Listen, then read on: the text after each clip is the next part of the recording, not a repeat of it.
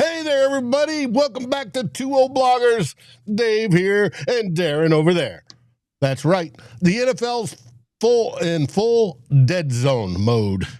So, of course, the Vikings rumor mill is already cooking up nonsense.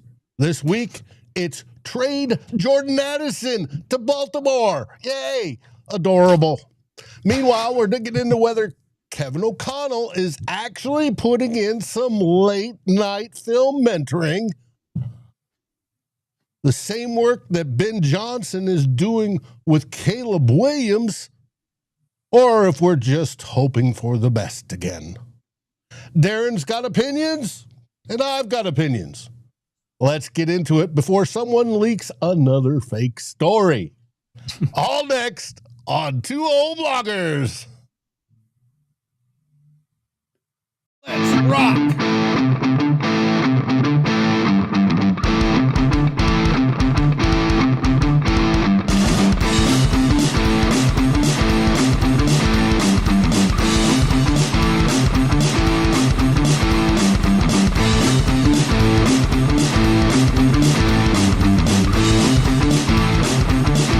Vikings First and SKOL presents This Week in Vikings Land with Darren and Dave, your two old bloggers. Hey there, everybody. How are things going where you are? It's a little bit toasty here in the St. Louis area. We're at 95 with a heat index of 108. Not to complain, I've seen worse. But how is it in the Great White North there, Darren? Also pretty toasty. I think we're consistently 29, 30, 31 Celsius here the past 3 days. So that you can look it up, but that's pretty hot for Yellowknife Northwest Territories. Like it is very hot. It is indeed. No humidity, very little humidity though. We do have that going for us. It's a dry heat. It's a dry heat. That's what they said when we went to the desert. Don't worry, it's a dry heat. Yes, it is. But I want to welcome everybody that's here. There's a whole crew here. We got Raymond, we got Chevy, we've got the Drewster, we got Anthony. Who else are we missing? We've got, let me scroll, Chuck's here. And I keep scrolling because I'm not even close to the bottom of the remarks. Delton showed up. How are you guys all doing out there in viewer land? We're here to talk some fun stuff. My 2 cents worth is here. The Lance is here. Good. All right. Now, titled this one Addison Trade, but we're not going to lead off with Addison. We're going to lead off with something different. Theme 1.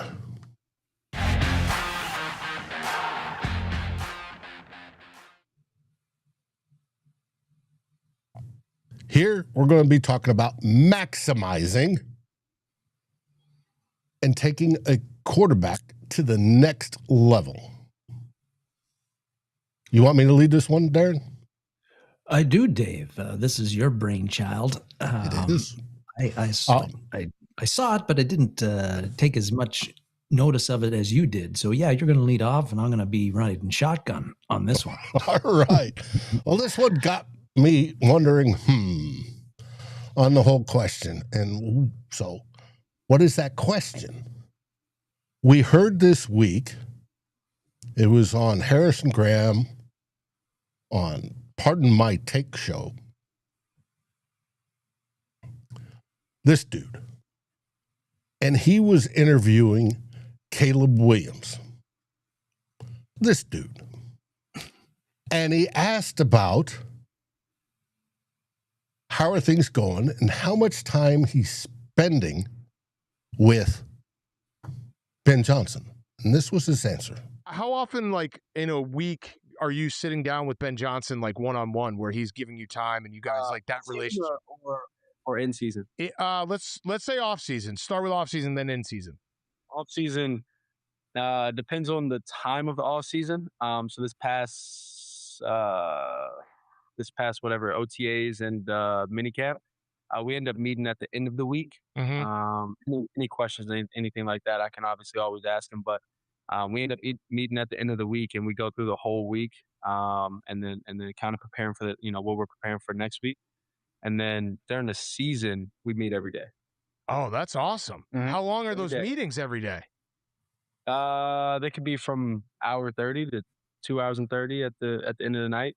Oh, that's a long. I didn't realize that. Yeah, because like that's not. I don't think that's totally normal for every head coach in the NFL. They're especially. Yeah, but that's Yeah. and I would imagine you're learning a ton every time you meet with him, right? Learn a ton. Yeah. Learn a ton. Anything he says, you go out there and you do, and you practice it, you work on it. It's on your conscious, and you're conscious of it, and you go out there and rep them, and get these reps in, and it pays off. And so, those meetings are really important to me and really important to him. And that quick bite of that interview got me asking, what does it look like here with Kevin O'Connell? I looked to see if it wasn't just, office hour stuff, and couldn't find any. There's been no articles whatsoever written that Kevin O'Connell spends oodles of time with the quarterback watching film. Now, does that mean he hasn't been? No, not at all. Just there was no articles about it. I do wish somebody on the beat would ask that question. Why? It'd make me feel better. Hey, I'm just saying. Now, the Bears situation. Ben Johnson has been very, very open about this. And he's talked about being in meetings that often run late. They review practice tape, talk ball placement, getting on the same page. Williams has said it feels more structured and enjoyable than his rookie year.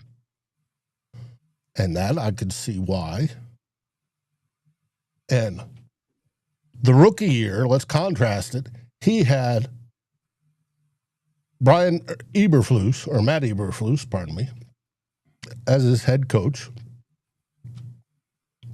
And Eberflus is a defensive guy. Is he not? Yes, he cut his teeth as a defensive coordinator with the Colts. That's how he got the job at the Bears. And yeah, he's a defensive guy. And so, like a lot of coaches, the perception was that was his focus while he was the head coach of the Bears, and he let the offensive coordinator handle the offensive stuff. Well, is it that defensive coordinators all hate quarterbacks? I don't know. I think the best coaches, or really good coaches, understand that they're CEOs of the team, and they have to give. If you're a defensive, if you're a defensive coordinator, if you're a defensive first coach, I think you need to learn to spend quality time with your quarterback too. That's something Mike Zimmer didn't really do. No, not at all. He did not until the very end. Well, that's with Kirk Cousins. Yes. Yeah. It wasn't until the very end that he did that with Cousins. And it's like, why? Well, there's a possible reason why. And that is they trust their OCs, their quarterback coaches, whomever, to mentor them and do those things for them, I would think. And it's interesting to see that he didn't, being Eberflus now Eberflus, it was always just go watch the film. Yeah. And we heard Williams complaining, hey, I watched the film, but I don't know what I'm looking at, what I'm supposed to be doing with it. And until Ben Johnson got there, and Ben Johnson sits down, says, this is what you need to look for. This is what you need to do. Drew says, Caleb Williams, 27 TD passes last season. Can the Vikings attack be better in 2026? And if we have the head coach, the OC, the quarterback's coach, and everybody on the offensive side that focuses on quarterback helping our quarterbacks. I would think so, wouldn't you? Well, yes, I think so. And Anthony's saying, did Bud spend a whole lot of time with his players? I don't know if I'd be making comparisons with Bud Grant and the 60s and 70s way of coaching. Bud Grant would leave like the workplace at 5 p.m. to go have supper with his family. No NFL head coach does that anymore. No, not at all. So, different eras, and I don't think it's, but I think, a lot of the Minnesota Vikings players really liked Bud Grant. They certainly respected him. Was he buddy with them? I don't get that impression. And Bud said that in a couple of Vikings videos where he said, you can't have like a favorite player. You can't go there as a coach because of perception and are you playing favorites or you're not? So, but these days, I think it's expected that your head coach is heavily involved with your quarterback, starting quarterback. Well, I looked into the history of it. Mm-hmm. And recent history. You have Sean McVay with Jared Goff. And he started these principles with Jared Goff. Which was like, He later traded Jared Goff, as we all know. But he would have Dan Orlovsky go to Goff's house after practice, after every day, and they would review together. Dan Orlovsky was the mentor in this relationship. And he did that. Now, what's interesting about this picture, it's only got 2 quarterbacks, but there's actually, on the original image, there's 3. Mm-hmm. And to the left was Sean Mannion, who is now a coach himself. So, yes, he is. But, and then, of course, McVay traded for Matthew Stafford, who had won nothing with Detroit, and suddenly, Super Bowl, baby, he takes him to the Super Bowl. So, but that's not the only example in the recent history. No, it is not. At all. You probably get into it, but I think there's the gold standard, Dave, which is Belichick and Tom Brady. Mm-hmm. And they did marathon film sessions in dark rooms, a lot of times without a break. And Brady's talked about the Tuesday meetings, kicking off the game plan, and how that was important to him in his quarterback development. And then Sean Payton and Drew Brees also did a lot of late night film study. That was part of the culture there in New Orleans. Obviously, that was very successful, and Brees put in a lot of extra hours to master that complex offense and playbook that Sean Payton ran. So there's another two really good examples of a head coach spending a lot of quality extra time with his quarterbacks.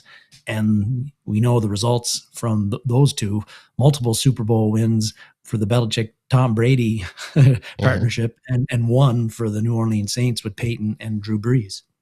I agree. And you wonder if Payton's doing it now in Denver, which is scary. But I'm assuming he is. Why would he change, right? Yeah, but it's not every coach that are doing house calls every night. We already know that. We talked about Bud Grant not doing it. But the pattern is clear for successful programs of late. And this is a keep up with the Johnson's rules. Mm-hmm. You know, if he's got a beautiful car, you need a beautiful car. If he's got this, you need that. And that all that sort of stuff happens, and it should benefit, i.e. both the coach and the quarterback, to sit down there and get in each other's minds, teach the quarterback what he needs to watch, what he needs to see, what happens when he does see that, how to defeat that, all that, how his thought processes go, and to speed it up. It's happened in the past. Could it happen now? That's a great question. Now, closer to home, we've got Kevin O'Connell. Which is what we really care about, right? Yeah. Head coach. And then we wonder, did he put in that sort of effort? Now, I got people disagreeing with me, going, Dave, it's not a story. It's why are you, picking on Kevin O'Connell? And I'm not. I'm just asking the question. But we'll see.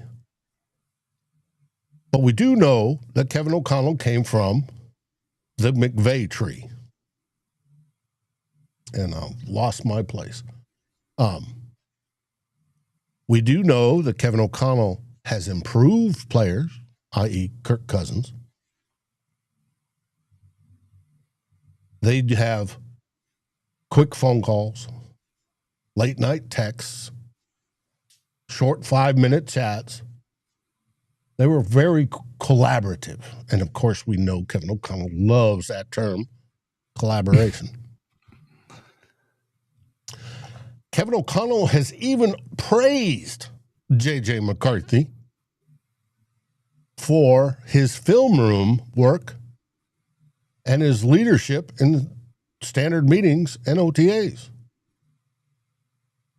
He's big on empowerment and trust, and I understand that does tend to work, but we'll find out. And there Tim's adding, and Darnold, and you're right. Mm-hmm. Sam Darnold was a big payoff. But does it mean Kevin O'Connell's putting in the extra time? Nobody's asked that question. Now, does he spend 18 hours in the building? I'm sure he does. But is he or the OC, QB coach, somebody in the organization sitting down there and spending that extra time with the quarterback? You could go, well, J.J. McCarthy, well, there's a whole, he's trash, or no, he improved. Was that because they spent time with him? We don't know. Could that time have helped prevent some of his injuries? Interesting thought. I don't know. But it is what it is. Do you think he spent time with Darnold? Well, I think that there, like you said, O'Connell's big on empowerment and trust. And that trust paid off with Darnold in 2024. So again, we haven't heard, nobody's asked whether O'Connell does this 2-hour, 1.5 hour thing that Ben Johnson is doing with his quarterbacks. But I think whatever he's been doing with the veterans, particularly Cousins and Sam Darnold, Dave, it worked pretty well. So I don't think he sees would see any need in changing that. And I think the question is, does he need to have these 1.5, 2-hour meetings at the end of the day with J.J. McCarthy or Kyler Murray for them to perform really, really well if he's not doing that? Again, I think that O'Connell's been able to get the pretty good quarterback play with the veterans that he's had when he's brought them in. And so I feel that for him, he probably feels that I've got a system and it works with these guys. I'll tweak it, but I'm not going to go completely step, way out and do something completely different with that. But again, when you see a situation like Ben Johnson and Caleb Williams, Dave, where Williams made, pretty good, really good strides as a starting quarterback from his first year to year 2. Mm-hmm. And you find, and Williams is chalking up at least partly his improvement to spending that quality time with Ben Johnson. I think people are going to stand up and take notice, media, fans, and even maybe also staff on the Vikings, and think, do they need to do that too? Do they need to follow that exact blueprint, or can they do something a little bit different but still get similar results? Hi, Bob. That's funny. Yeah. Now, we know that O'Connell is from the McVay tree. He was obviously his OC. I'm just curious if we want our quarterbacks to get detailed and repetitive coaching. Does it help? Obviously, me coaching at a lower level, I would say yes, it does, but are they getting that? Is the NFL Players Association and the CBA blocking some of that? Do these guys get film study over the summer, like right now? Or are they, no, got to turn in your iPads while you guys go on vacation sort of thing? Mm-hmm. I don't know. I would love to know. But what do you think as a Vikings fan? The fans should know. I think that if he, like you said, Dave, it'd be nice now that this video's come out and we've heard about this type of system that Ben Johnson and Caleb Williams have used, which led to the Bears having a 12-4 record last year and winning the NFC North, which is quite a bit different from them finishing last place the year before. I think, fans might be interested in finding out from Kevin O'Connell a breakdown. A breakdown of how the Vikings approach that extra time beyond the practice field on developing quarterbacks like J.J. McCarthy or Kyler Murray. How do they do it? We know they meet regularly during the season. They have their quarterback meetings, but beyond that, what's going on? Is anything going on? And the only issue with that is that you ask Kevin O'Connell that, and you know what's going to happen, Dave. You're going to get a 15-minute soliloquy that goes around and around. Nothing. It goes around and around, and we're not really sure what he said at the end of it. But I wouldn't mind the question being asked. Hey, are you doing something similar as to what Ben Johnson and Caleb Williams are doing? And Kevin O'Connell will certainly answer it. What he'll tell us, I don't know. But we know that Josh McCown's a quarterback coach. They have an assistant quarterback coach. Those guys are working heavily with the quarterbacks that the Vikings have, including J.J. McCarthy and Kyler Murray right now. So, and that's beyond what Kevin O'Connell does. I think O'Connell met with McCarthy last year every day. I think during the regular season, they had a touch point there. Right. Maybe it wasn't all about X and O's and that sort of thing. So, teams are going to do things differently, but did the Seahawks do that with Sam Darnold last year? That's a great question. They won the Super Bowl. It's a great question to ask league-wide. Yeah. So I imagine everybody does it a little bit differently, but I think it's pretty safe to say that the Vikings are investing a lot of time in their quarterbacks and in preparing them for games, particularly with Josh McCown and the assistant quarterback coach every day during the regular season. And again, what they're able to do or allowed to do when they're away, when the OTAs are gone and the players are on their own, I think that's up to the players in a lot of instances, and how much film they want to dive into and that sort of thing. But certainly during the season, it'd be nice somebody asked that question. They would. And we see what kind of answer we get. Mm-hmm. I think it's been a great discussion. It's one of the reasons why we do this show. But I'm curious. Are these little details what's going to mean Viking success? Who knows? Let's get the quarterback room clicking. We've gone through we talked about Zimmer. Zimmer had some head coaches that did well. Stefanski being one of them. Udinsky coming out. He's been good with quarterbacks. So we know a defensive-minded head coach needs to go with a strong offensive-minded guy who hopefully is, tracking something similar. And the offensive-minded head coach needs to put in place, if he's not going to do it, he needs to put in place the support system that will. I'd just like to find out. Just ask. Beat writer, ask. Judd Zolgad, calling you now. Ask questions. Stop counting all the passes that are completed and not completed in the OTAs and ask the question about what does Kevin O'Connell have a daily after practice multi-hour Q&A sessions with McCarthy and Kyler Murray, or where they do deep dives into film or the Vikings offense, and have a Q&A session with the quarterback asking things about why do we do it this way? Why aren't we doing it that way? That sort of thing. Yeah. Why not? People are wondering if you're drinking a screwdriver. I'm not. No, it's strictly orange juice. Strictly orange juice. Anthony says Darren doesn't really drink alcohol. I know better on that, but well, I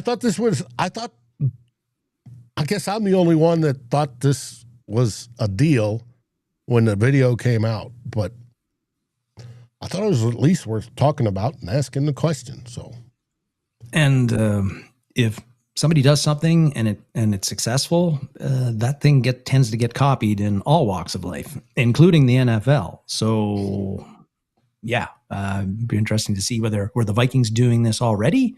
If not, do they plan to do it? If they aren't going to do it, what are they doing as the alternative? Yeah. Mm-hmm. All right. Well, that ends theme 1, and now on to theme 2.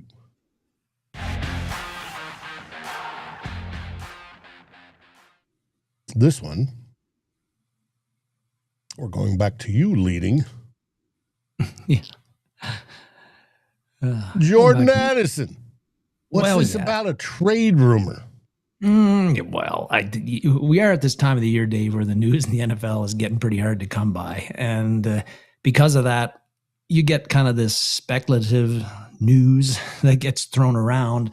And that was the case this week with Vikings wide receiver Jordan Addison, who he got identified by NFL insider Jason LaCanfora, whose work I like, as someone the Vikings might trade, specifically to the Baltimore Ravens. And I imagine with that came out, if Kevin O'Connell sees it, he's probably having a good laugh, thinking, man, that LaCanfora threw that out, and where is he coming from with this? But I think if you just look at it at face value, Dave, there are some reasons why trading Addison might not seem far-fetched to people who don't watch or cover the Vikings regularly. The first reason being that Addison coming off a very poor season last year. I think we'd all agree with that. Caught 44 passes for 610 yards, 3 touchdowns. Those are all career lows. He was charged with 7 drops on 74 catchable targets. That's 4th most among NFL wideouts. Last year, his 14.3% drop percentage was one of the highest amongst qualified NFL wide receivers. So he didn't have a very good year. The second reason why the Vikings might consider trading Addison is his off the field issues. He has not been all that dependable. He's been arrested, I think, 3 times. 2 of them are alcohol related. He received a 3-game suspension from the NFL in 2025 for that, for violating the league's player conduct policy. He was also benched for a quarter of the Browns game in London last season because he was MIA for a team walkthrough, which is a big no-no. So can the Vikings trust Addison to stay clean off the field and be available on Sundays? We've talked about that numerous times on this show. And I know people in our comment section, after Addison had his first brush with the law, people wanted to get rid of him. There's that issue. Availability. When's his next off the field issue going to happen that's going to lead to him getting suspended 5 games or whatever? Another reason, 6 or 8 or whatever it is, whatever the number is. Another reason why trading trading Addison might be something the Vikings would consider or make sense is that, and it might make sense to Addison too, and he might actually be pushing for it, although we have never heard any of that. But he plays with Justin Jefferson, so as long as Addison is playing with Justin Jefferson, he's going to be the number 2 receiving option on the Vikings, and that limits his production. Well, Anthony asks, how many other teams would Addison be the number 1 receiver on? He would be with the Baltimore Ravens. Yeah. I mean, maybe you could make the argument that Mark Andrews would actually be the number 1 wide receiving option on the Ravens, but the Ravens were specifically mentioned by LaCanfora. Whether there's any truth to that or they're interested, I don't know. LaCanfora didn't seem to say, but certainly he would be on the Ravens. And, if I thought about it for 5 minutes, I could come up with a few others too, I'm sure. I think he'd be the number one. He hasn't had receiving. any off-season issues this year being 2026. That's right. Which I was gonna get to in a bit. Maybe I don't have to now because Delton brought it up. But the we're Justin all 6 months into the year. Yeah, well, that's better than he's. Well, actually, he has had an off-field incident because he got arrested in Tampa. Oh, that's right.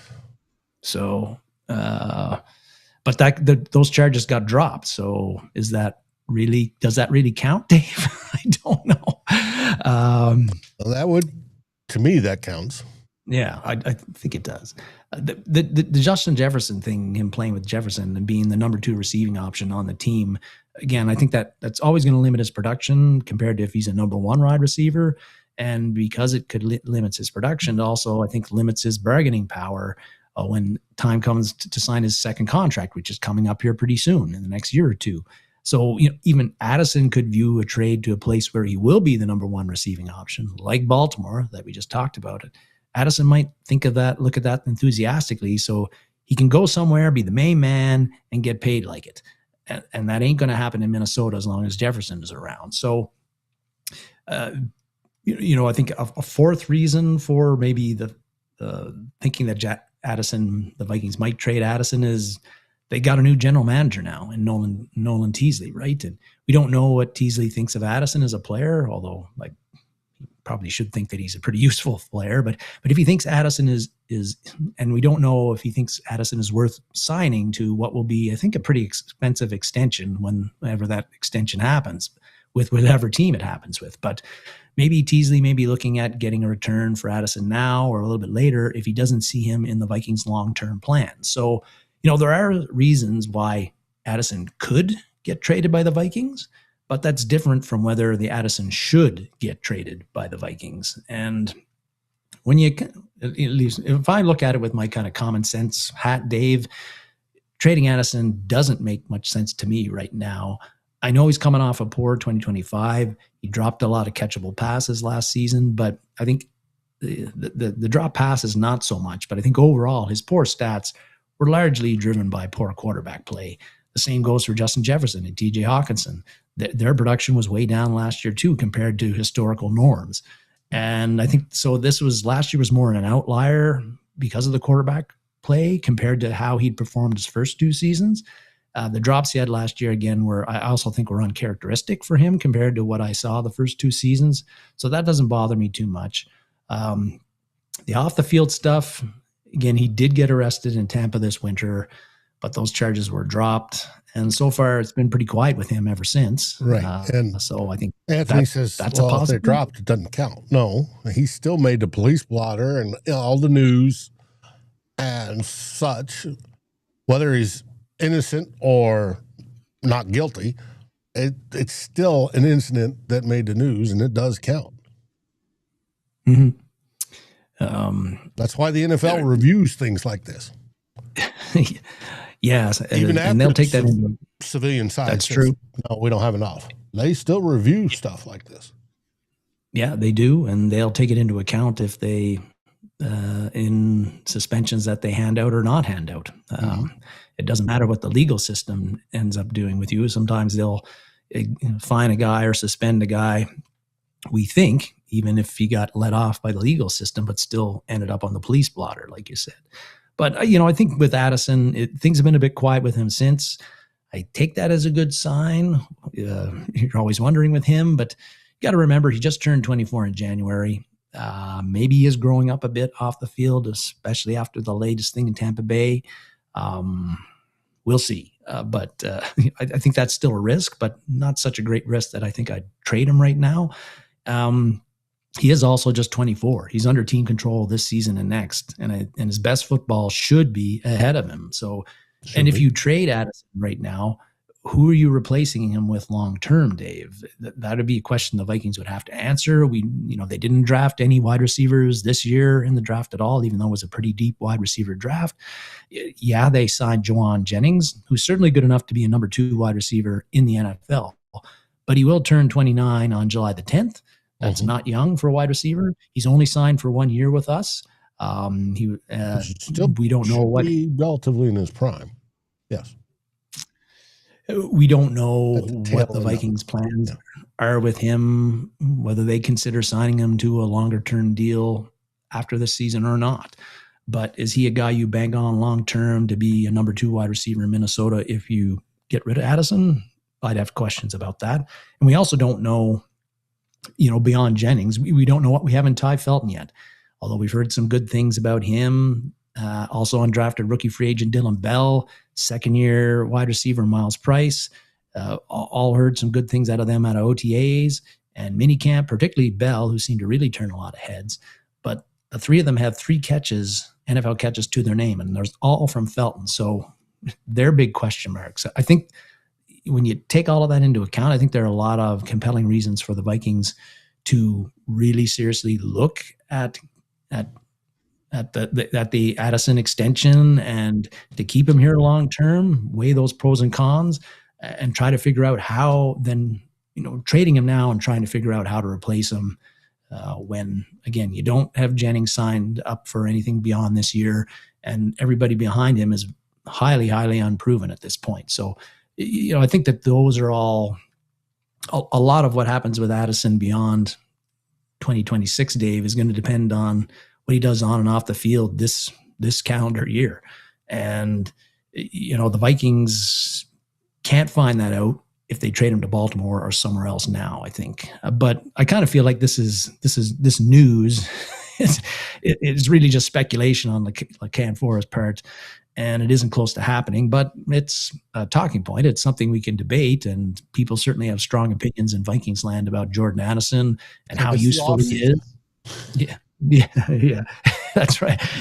But a lot of people and Vikings fans have strong opinions on Jordan Addison, and whether he's worth signing to an extension, whether you can trust signing him to extension, and those talks will continue. But I don't think that the Vikings plan on trading Jordan Addison at this point in time. I don't think that is in their plans. Could be. Tim asks, Jennings should be what Vegas has when he gets the NFL before week 8 or after. I'm not understanding. NFL fine. I don't know.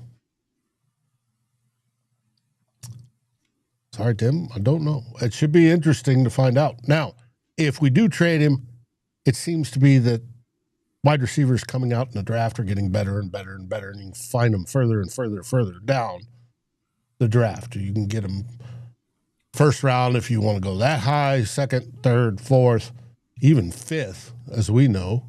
You can get productive wide receivers. So would it be advantageous if Teasley decided, yes, we want to turn it into more draft capital? Well, that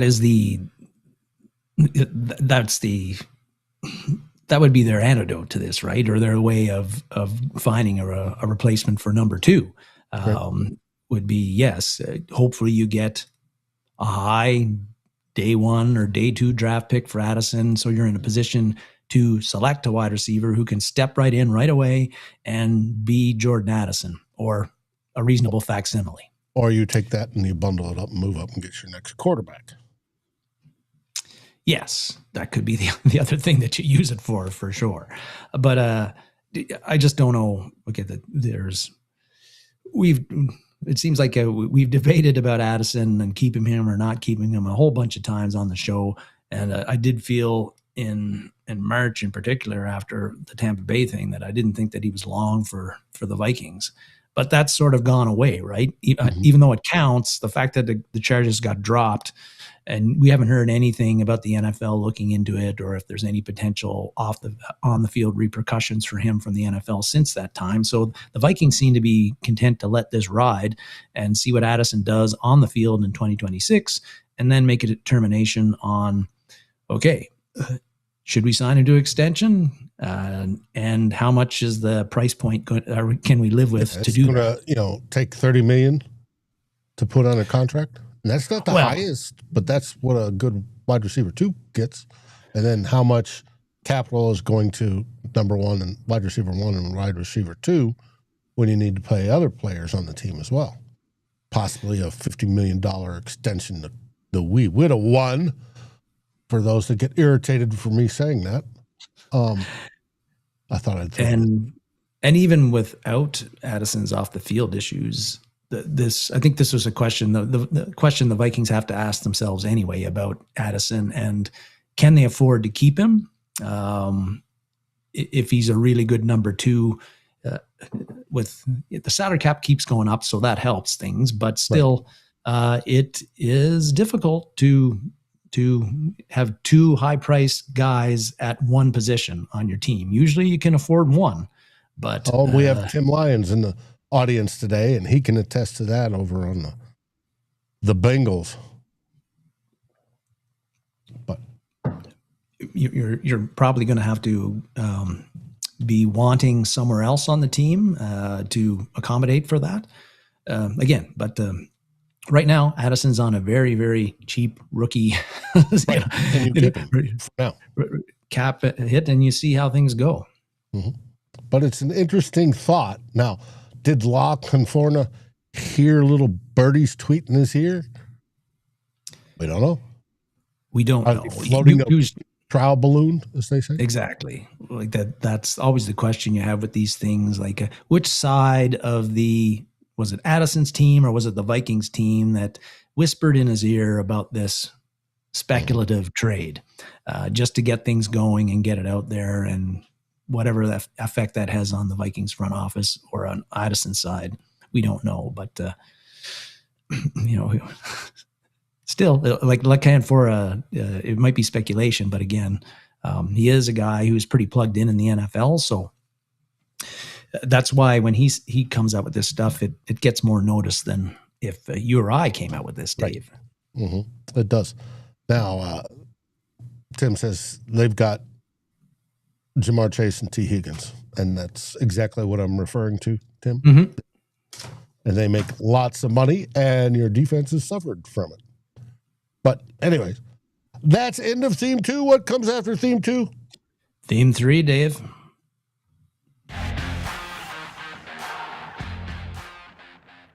And of course, this is my favorite.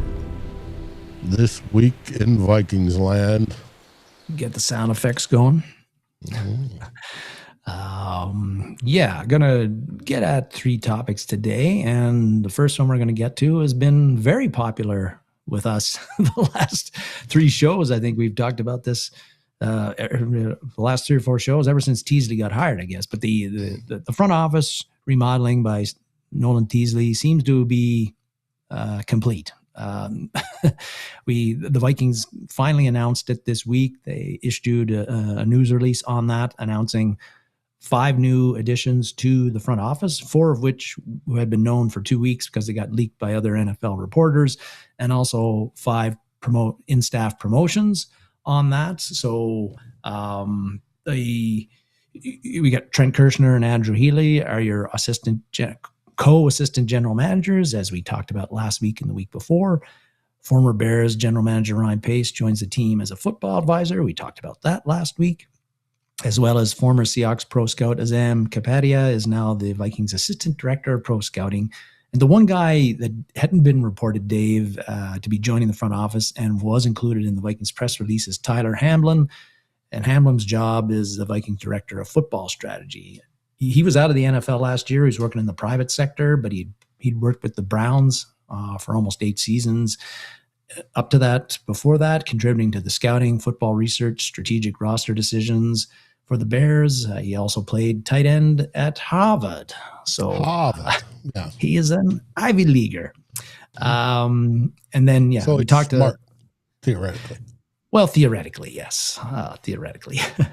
But the 5 people that the Vikings promoted within the front office, I won't get into that today because I don't think that's was too notable. But what they didn't announce, but it got leaked as well, is that Ryan Grigson, who had been assistant general manager with the Vikings and was supposed to be staying with the team in a new role, decided to pull the chute and leave the organization.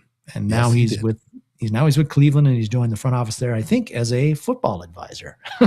So they, Grigson going, Vikings fans, I hope you're happy. You won't have him to complain about anymore. But I'm sure you'll find some new target, and it's likely going to be Teasley or Pace eventually. But the joking aside, I think that it's going to take some time for us to determine if this front office is any better than the front office that Kwesi Adofo-Mensah put together as GM here. That front office certainly had its issues, but it did produce a team that had 3 winning seasons and 2 playoff appearances, and and that front office made some pretty astute, I think, free agent signings during the time. On the other side of the thing, its drafting was very, very poor, partly because Adofo-Mensah traded away a lot of draft capital during that time to plug holes. 2nd round picks. Yeah, to plug holes on the Vikings roster, and the Vikings rarely had more than 5 picks per draft besides the 2022 draft. They were also 0-2 in their playoff appearances. So Teasley and his front office will be expected to continue to make solid free agent signings while also consistently knocking it out of the park in the draft, and also getting the Vikings to the Super Bowl and winning it.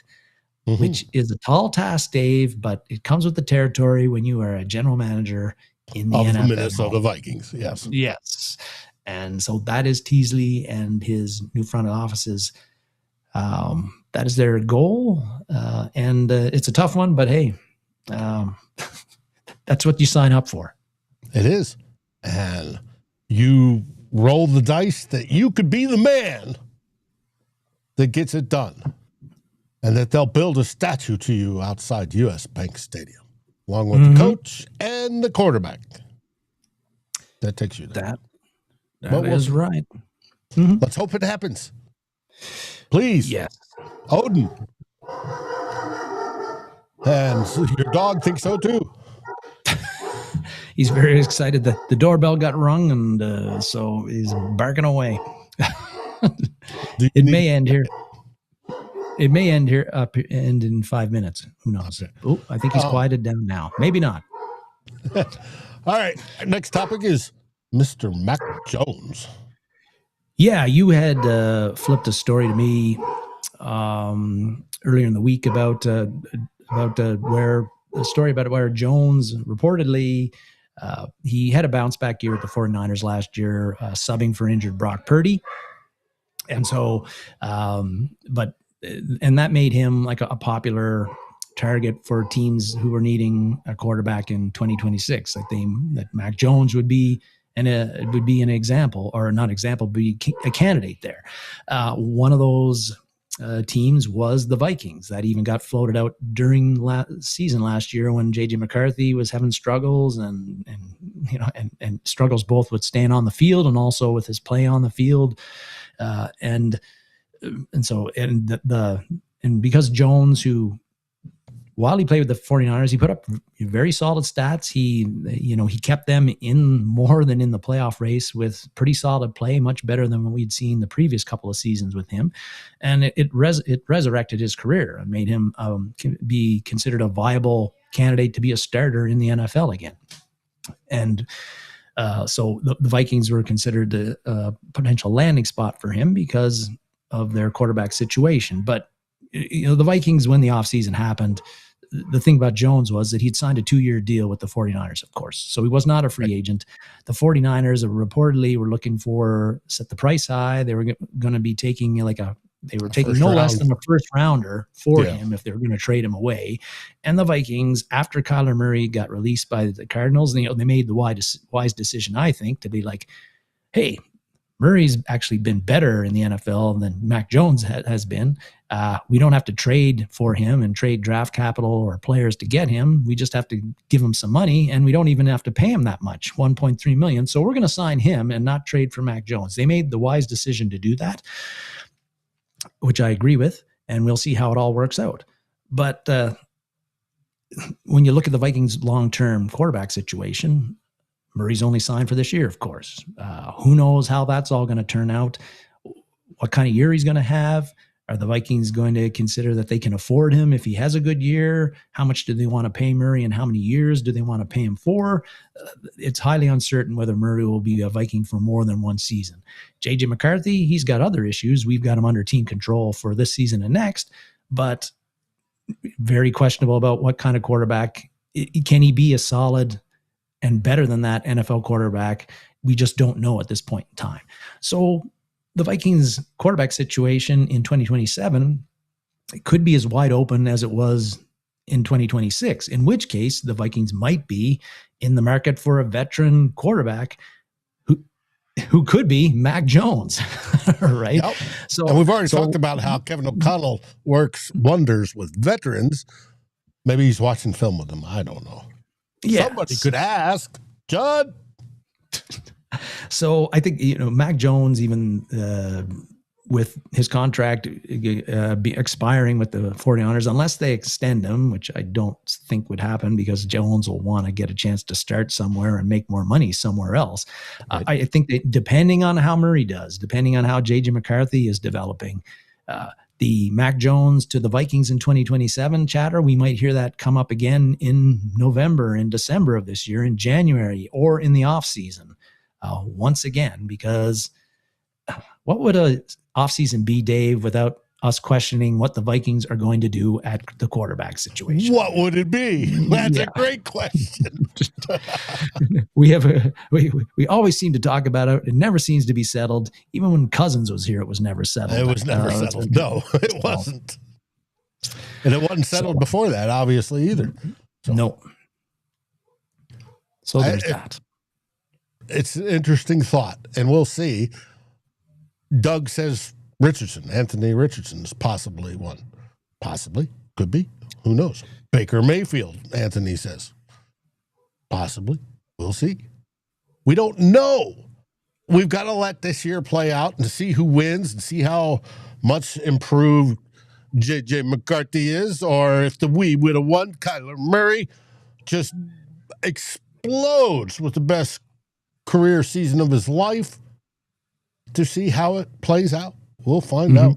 And it's going to be fun to watch. And we'll be here for every game, every practice, everything, bringing up these stories for you. But that isn't the only story you brought up this week. You brought up Bill Barnwell. What's he spouting about? Again, dead zone in the NFL for news for the most part. A lot of people who cover the NFL now are coming up with these lists, right? Like who's got the best at this position? Who's got the best coaching staff? Who's got the best this or that? Barnwell had one this week where he ranked the Viking or every NFL team's core offensive weapons. Who has the best offensive weapons? So looking at your wide receivers, running backs, and tight ends, and ranking them 1 to 32, who had the best.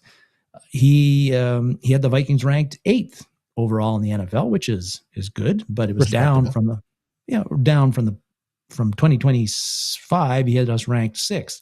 2024, he had us ranked 5th. So we were actually dropping down. We were actually behind, which I found surprising, the Arizona Cardinals. Really? Yeah, who were ranked 6th with offensive weapons. I like Trey McBride, but and they did draft Jeremiah Love, but who knows what Love's going to produce in his first year in the NFL. I mean, Genty didn't really set the world on fire last year, and he was the top running back chosen. But anyway, the reason Barnwell had the Vikings 8 was he agreed that their wide receiver room right now is looking great with Addison, Justin Jefferson, and Juwan Jennings. But he didn't think their running backs are all that special. Well, fair. He also had talked about TJ Hawkinson and how he hasn't been the same player since he wrecked his knee in 2023, which I don't buy, Dave. And Hawkinson is the reason I'm bringing this up, because I think that Hawkinson is a guy that is going to have a bounce back year for the Vikings in 2026, particularly if Kyler Murray is the starting quarterback for the Vikings, which I expect him to be. One reason for that is that when Murray was quarterbacking, when he was playing, he made use of Trey McBride quite extensively in the Cardinals offense. And as we know, McBride's been has had big time stats at the tight end position with the Cardinals the past 2 years. So I think if Murray is your quarterback for the Vikings, he's going to be looking for an outlet safe outlet at times because he sometimes likes to get rid of the ball quickly. And TJ Hawkinson is going to be the beneficiary of a lot of those passes. I think the other thing that is why Hawkinson is set for a bounce back is that all Vikings receivers who catch the ball are set for a bounce back in 2026 because I think Kyler Murray is going to be the quarterback. We talked about it a little bit earlier in the show about how I felt that when you look at the pass catchers, whether it was Justin Jefferson, Jordan Addison, Hawkinson, or anybody else, all of their numbers suffered last year because the quarterback situation just was not up to snuff at for the Vikings. And if you got Murray in there, because Kevin O'Connell probably wasn't spending enough time watching film with the quarterbacks. Oh, here we go. Somebody would ask that question, John. Please. Just ask him. So either if Murray's your starting quarterback, or perhaps it becomes J.J. McCarthy, who's just improved vastly as a quarterback in year 3, which would also be a good thing. But I think that Hawkinson's going to have a quarterback who can find him the ball more often, and you're going to have a quarterback who can find all of the Vikings wide receivers more open more often, and that's going to lead to a better year for him. I don't know if you're going to see the volume from Hawkinson in his stats that you saw when he came over in 2022 and in 2023, because Justin Jefferson's got to eat, Jordan Addison's got to eat, and now you got Juwan Jennings who's got to eat as well to a certain extent. So there's only so many balls to go around. But where I see the bounce back coming for TJ Hawkinson, Dave, is that I think because the teams have got to pay attention to Jefferson. They got to pay attention to Addison. They got to pay attention to Juwan Jennings now. That they, again, that's going to benefit all of these guys. I think it's going to benefit Hawkinson in that he's going to be, you're going to see him catch more touchdowns than he has the past 2 years. He only caught 3 in the past 2 years, touchdown passes. I think you're going to see more explosive plays out of him and a higher yards per catch average than he's had in a number of years at the tight end position. And also, I think you're going to see him catch more first downs when he is catching the ball. So I think he's going to be more, you're going to see more explosive plays and more impactful plays from TJ Hawkinson, even if he's not catching 90 or 100 passes this year. Maybe it's 60 or 70 for 600 and 700 yards, but it'll be a good 60 or 70 catches. It's not going to be a bunch of dump offs and like on 3rd and 8, and he's catching a 4-yard right. thing that and we end up punting the ball. And he gets his check down 4 yards. Yeah. So that is my expectation for TJ Hawkinson in 2026 with improved Viking quarterback play for the Vikings, particularly if it's Kyler Murray. Let's see if it happens. Particularly if it's this man. Hopefully, J.J. McCarthy's been improved, but we'll see. And it's going to. I expect this guy to get the starting position. We've talked about it before. As much grief as I give him,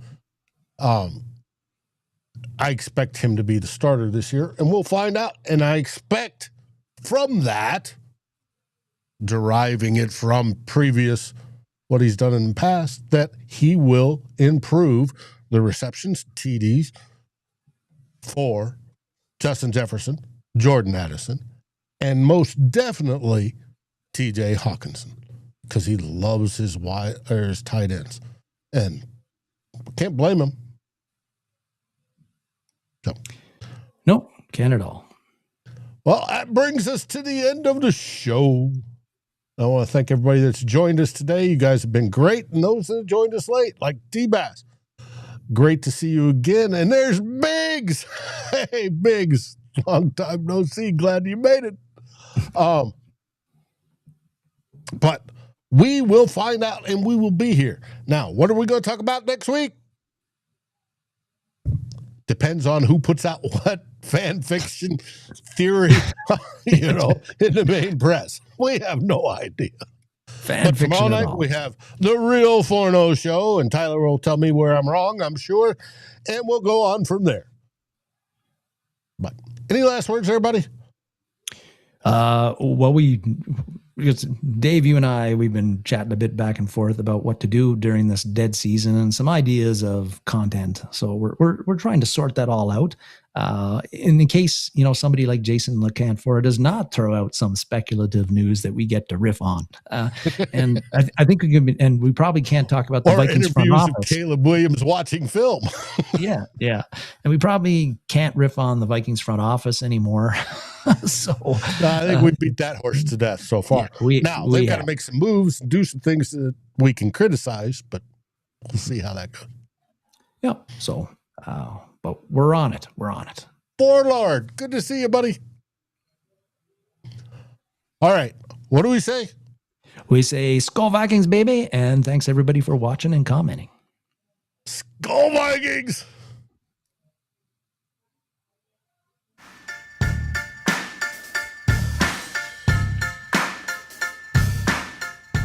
Like, subscribe, and ring the bell, and rate us on your favorite podcast aggregator. Darren and Dave, thank you for watching this episode of Two Old Bloggers. We look forward to seeing you on every show on the new Vikings First and SKOL. You can find our podcasts as part of the Fans First Sports Network. Sports takes for the fan, from the fan. SKOL, everybody!